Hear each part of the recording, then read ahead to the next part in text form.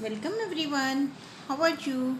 Today we will study chapter 7 of class 11 permutation and combinations exercise 7.2. Question number 4 is if 6 factorial plus 1 if 1 upon 6 factorial plus 1 upon 7 factorial is equal to x upon 8 factorial, then find the value of x. So firstly we have to see that how we can arrange these factorials so that our calculation may be easier. So we will be writing here 1 upon 6 factorial plus, इसको हम ऐसे लिख लेते हैं 7 multiply 6 factorial लिख सकते हैं हम, इक्वल टू, इसको हम एज इट इज़ रहने देते हैं.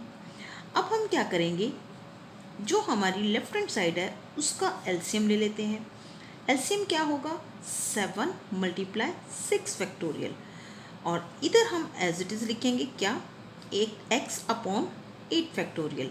अब यहाँ हमने एलसीएम लिया 7 मल्टीप्लाई 6 फैक्टोरियल, तो 6 फैक्टोरियल से 6 फैक्टोरियल कैंसिल होगा और 7 वन ज़ा 7 प्लस 7 से 7 कैंसिल, 6 फैक्टोरियल से 6 फैक्टोरियल कैंसिल, और यहाँ हमारे पास ये दोनों 1 पे कैंसिल हो जाएंगे तो 1 बच जाएगा. 1 multiply 1 1. So this will be equal to 8 upon 7 multiply 6 factorial is equal to x upon 8 factorial. अब हमें क्या करना है, x की वैल्यू कैलकुलेट करनी है.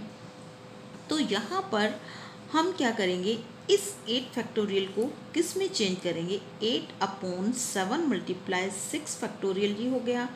और यहाँ हम क्या करेंगे, इसको हम लिखेंगे 8 मल्टीप्लाई 7 फैक्टोरियल, और ये 8 मल्टीप्लाई 7 मल्टीप्लाई 6 फैक्टोरियल क्यों लिखेंगे, क्योंकि अगर हम यहाँ 6 फैक्टोरियल ले आते हैं तो ये 6 फैक्टोरियल इस फैक्टोरियल से कैंसिल आउट हो जाएगा, 7 इससे कैंसिल हो जाएगा, और हमारे पास बच जाएगा 8 is equal to x upon 8.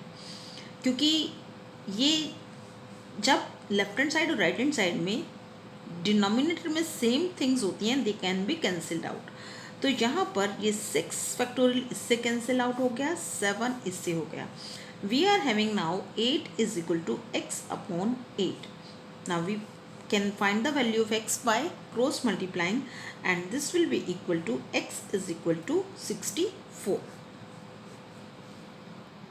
Now question number 5 is evaluate n factorial upon n minus r factorial when part 1 is n is equal to 6 and r equal to 2.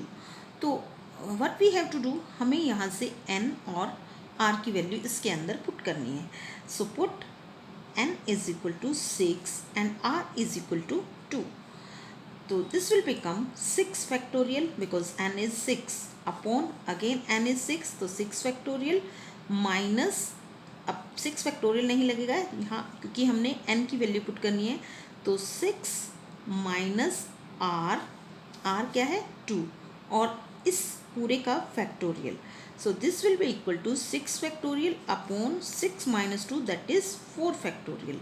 Now we have to solve this. तो हम क्या करेंगे, 6 factorial को क्या लिखेंगे, 6 multiply 5 multiply 4 factorial लाकर यहाँ छोड़ देंगे. अदरवाइज़ वैसे तो हम इसको 6 5 4 3 2 1 तक लिख सकते थे, बट हम 4 फैक्टोरियल को यहाँ तक रहने देते हैं. क्यों, क्योंकि हमारे पास यहाँ 4 फैक्टोरियल ऑलरेडी है नीचे, तो ये जो है ये इससे कैंसिल आउट हो जाएगा, ये कैंसिल हो गया, 6 5 सा 30. So this is the first part of question number 5. Second part is when n is equal to 9 and r is equal to 5. हमने सेम एक्सप्रेशन की वैल्यू सेकेंड पार्ट में निकालनी है, जिसमें हमें n को क्या पुट करना है 9 और r को 5. So when we put suppose this is equation number 1, तो put n is equal to 9 and r is equal to 5 in equation number 1. तो यहाँ पर हम n को 9 पुट करते हैं तो ये 9 फैक्टोरियल हो जाएगा अपॉन, फिर हम n minus r, n is 9 and r is 5, तो r को 5 पुट कर देते हैं और इस पूरे का factorial. So this will become 9 factorial upon 4 factorial because 9 minus 5 is 4.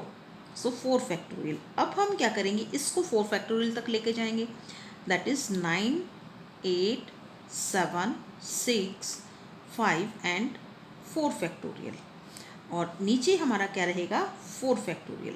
Now this can be cancelled. 4 factorial से 4 factorial cancel हो गया और इन सारी टर्म्स को हम क्या करेंगे, मल्टीप्लाई कर लेंगे and this will be equal to 6 5 30, 37 210, 210 8 सा 210 8 सा क्या हो जाएगा हमारा 0 8 एंड 16 1680. और इसको हम किससे मल्टीप्लाई करेंगे, 9 से. सो 9 0 9 9 8 72, 7 9 6 54 एंड 7 that is 61 और यहाँ 1 and 5. So this will be equal to 15,120.